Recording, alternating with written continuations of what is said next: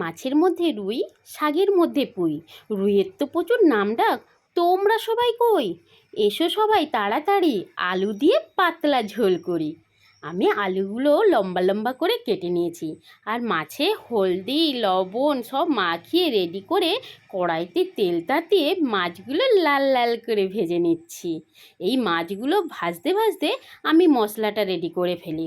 এখানে আদা রসুন একসাথে আমি বেটে নিচ্ছি, তারপরে জিরেটা বেটে নিচ্ছি। এই তরকারিতে আমি একটু পেঁয়াজ বাটা দেবো, তাই এখানে পেঁয়াজটাও বেটে নিলাম। এবার এখানে আমার মাছগুলো লাল লাল করে ভাজাও হয়ে গেল। দেখুন, এইভাবে আমি মাছগুলোকে ভেজে নিয়েছি। আজকের মাছটা খুব বেশি বড় ছিল না। এবারে ওই কড়াইতে আমি আলুগুলো লাল লাল করে ভেজে নেব। আলুগুলো দিয়ে ওপর থেকে লবণ দিয়ে এইভাবে লাল লাল করে ভেজে নিলাম। যেহেতু পাতলা ঝোল করব, আলু ভাজার পরে ওই তেলেতেই আমি আরেকটু তেল দিয়ে কালো জিরে ফোড়ন দিয়ে দিলাম। দিয়ে এবার একটু তেজপাতা দিয়ে দিলাম। দিয়ে এবার পেঁয়াজ কুচিটা তুলে দিলাম। দিয়ে পেঁয়াজটাকে ভালো করে নাড়তে হবে। যখনই দেখব একটু বাদামি বাদামি হয়েছে, তখনই টমেটো কুচিটা দিয়ে দিচ্ছি। এবার এই টমেটো কুচিটা দিয়েই আবার একটু নেড়ে নেবো। এবারে ওপর থেকে লবণ দিয়ে দিলাম স্বাদ মতো। এবারে আদা রসুন বাটা, হলুদ গুঁড়ো, লঙ্কা গুঁড়ো সব দিয়ে একসঙ্গে কষিয়ে নিচ্ছি। কষিয়ে নিয়েই এবারে যে আমি পেঁয়াজটা বেটে রেখেছিলাম, সেই পেঁয়াজ বাটাটা দিয়ে দিলাম। দিয়ে আবার একটু নেড়ে নিলাম। ভালো করে নেড়ে নিয়ে এবারে জিরে বাটাটা দিয়ে দিলাম। দিয়ে আর বেশিক্ষণ নাড়বো না। এবারে একটু নেড়ে নিয়ে আলুটা তুলে দিলাম। আলুটা তুলে দিয়েই এবারে দেখুন একটু কষিয়ে নেব।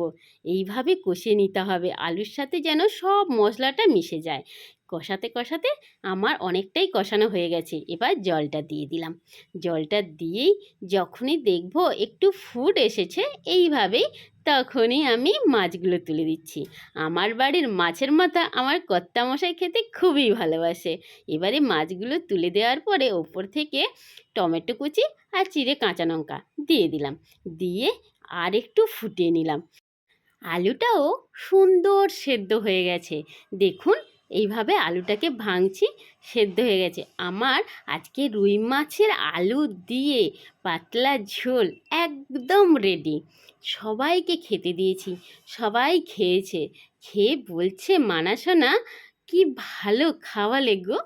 তাই ওদের কথা শুনে আমিও আর থাকতে পারলাম না, আমিও খেতে বসে গেলাম।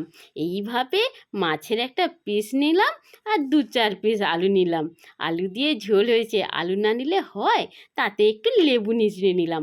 এইভাবে লেবুটা নিচড়িয়ে ভাতটাকে একটু ডলে, তারপরে অল্প একটু মাছ নিয়ে ব্যাস একটু গোলা পাকিয়ে ভাতটাকে মুখের মধ্যে ভরে দিলাম।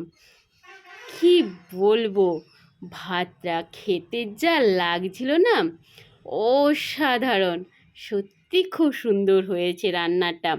আপনারাও এইভাবেই বাড়িতে আমার মতো এইভাবেই রান্না করবেন, করে খাবেন। সব সময় তো অন্যান্য রকমের রান্না হয়, এইভাবে একবার রান্না করে খাবেন, দেখবেন খুব সুন্দর লাগবে খেতে। সত্যি আজকে রেসিপিটা অসাধারণ হয়েছে।